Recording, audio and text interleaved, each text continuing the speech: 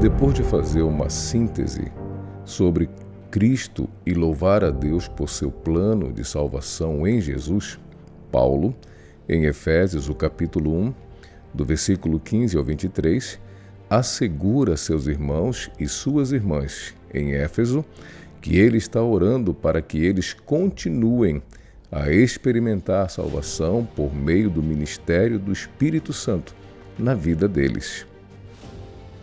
O poder de Cristo se manifesta de duas maneiras. Primeiro, por meio de sua ressurreição. Segundo, por meio de sua ascensão. A lição desta semana destaca 3 temas principais. O primeiro, as orações de louvor e ação de graças são essenciais para a vida do cristão. O segundo, é indispensável experimentar o poder transformador de Jesus e do Espírito na vida.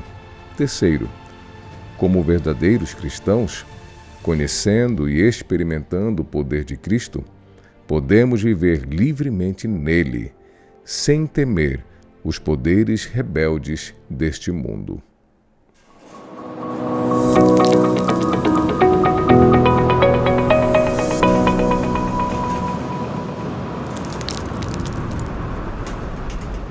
E aí, tudo bem? Estou olhando aqui a lição número 3, que nós vamos estudar já já. Na verdade, você já estudou.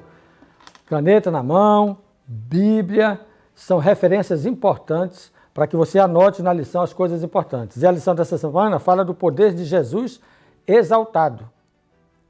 Não é a exaltação do poder de Jesus.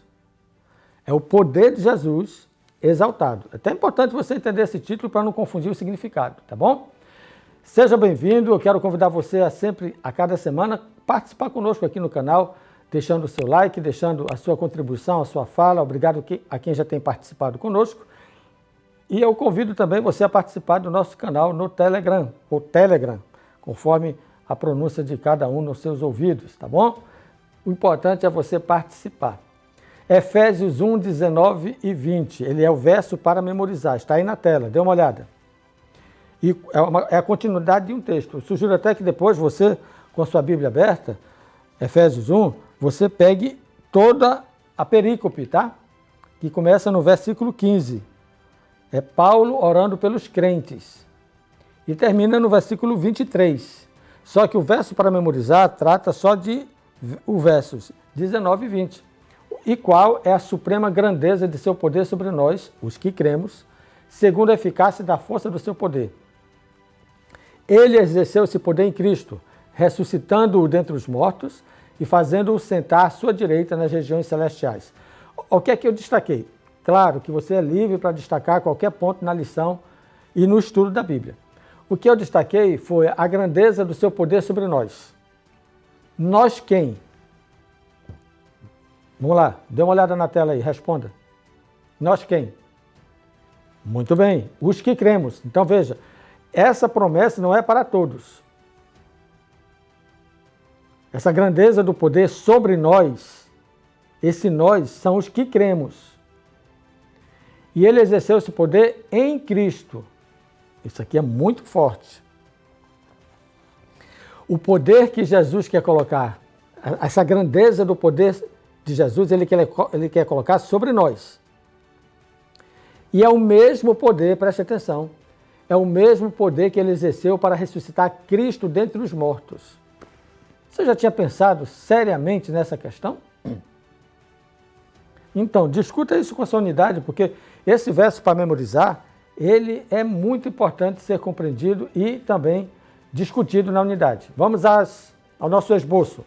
Muito bem, a palavra-chave que eu destaco para o estudo dessa semana é a salvação. Não sei se combinou com a sua, não sei se seria a sua palavra-chave de destaque, mas você pode escrever aqui embaixo do vídeo, como comentário, põe aí hashtag palavra-chave, hashtag, e põe a sua palavra-chave que você destacou. Eu acho que isso vai ajudar muito quem acompanha as nossas transmissões, tá? 4 pontos eu estou sugerindo que seja o norteador da nossa abordagem para essa semana. A ressurreição de Cristo, lição de terça-feira, a exaltação de Cristo, lição de quarta, a sujeição de Cristo e a dádiva de Deus. Lição de quinta-feira. Tranquilo? Então esses são os pontos que vão nortear ou devem nortear a sua fala com a unidade de ação. Então, quando vai tratar do primeiro tema, veja que eu não estou seguindo a sequência natural da lição. Eu estou começando com o tema de terça-feira, a ressurreição de Cristo. Então você faz a pergunta 3. Como o poder de Deus foi demonstrado por meio da ressurreição de Jesus? Por que eu começo com a lição de terça-feira? Irmãos, é básico isso aqui para mim, no meu entendimento. Se ele não ressuscitou, é vã a nossa fé, é vã a nossa salvação. Não faz nem sentido a gente estar gravando esse vídeo aqui falando desse tema. Eu preciso crer no poder redentor e restaurador de Deus na minha vida, e isso está como referência à ressurreição de Cristo. Então, a ressurreição de Cristo é um fundamento da minha fé e é o fundamento da minha igreja. A ressurreição de Cristo é uma declaração contundente. Deus não está morto. Que o diga o Pentecoste. Então veja só, você pode explorar isso na lição de terça-feira, porque o que foi a celebração do Pentecoste lá em Atos? Foi a celebração aqui na terra da entronização de Cristo no céu. Simples assim. No céu estavam se celebrando a sua ressurreição. E aqui ele estava confirmando a sua exaltação. Entenderam? No céu estavam celebrando a sua ressurreição. E na terra, pelo derramamento do Espírito Santo, ele estava reafirmando, confirmando a sua exaltação lá no céu. Você não estava vendo, mas viu o poder pentecostal. Entendeu? Quando eu digo você não estava vendo, estou me referindo ao povo da época, do povo do Pentecoste. Eu não estava lá, você não estava lá. Nós ouvimos e lemos a história em Atos. Mas aquele movimento pentecostal que aconteceu naquela ocasião, com 3.000 conversos, salvos pela pregação de Pedro e dos apóstolos que ali estavam, era sim uma exaltação daquilo que a gente não podia ver que estava acontecendo lá no céu. Cristo sendo entronizado, recebido como vencedor sobre a morte. Cristo ressurreto. Quarta-feira, aí você vai para a exaltação de Cristo e explora um pouquinho mais, a partir de então, a partir do Pentecostes, o que estava acontecendo pela exaltação de Cristo. Os poderes do mal se tornaram cada vez mais submissos. Mas há um conflito. O grande conflito continua. Mas essa exaltação de Cristo coloca ele acima de todo o poder. Por isso que você deve ler Efésios 1, 21, Efésios 2, 2 e Efésios 6, 12 e discutir esse tema com a sua unidade.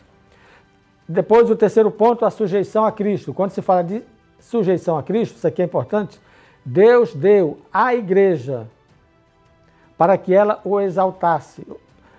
Entenda, Deus deu Cristo à igreja para que através da igreja ele seja exaltado. A exaltação dele no céu aconteceu. O sinal dessa exaltação, o Pentecostes. Agora, eu exalto Cristo na terra. Sinal dessa exaltação, a submissão do povo à vontade de Deus. Inclusive a minha submissão. Se Cristo não for exaltado na minha vida, se eu não me submeter à sua autoridade aqui na terra, ele foi exaltado no céu, mas não foi exaltado na minha história. Trate esse tema com a sua unidade, que vai ser muito importante, ok? E, finalmente, o quarto ponto de destaque da lição, e nesse caso, lição de quinta-feira, a dádiva de Deus. E nesse assunto, você pode explorar dois temas, o espírito de oração, lição de domingo, e o Espírito Santo, lição de segunda. Ficou confuso aí? Não, olha só. Presta atenção. O Espírito de oração, lição de domingo, e o Espírito Santo, lição de segunda, são dádivas de Deus, ok?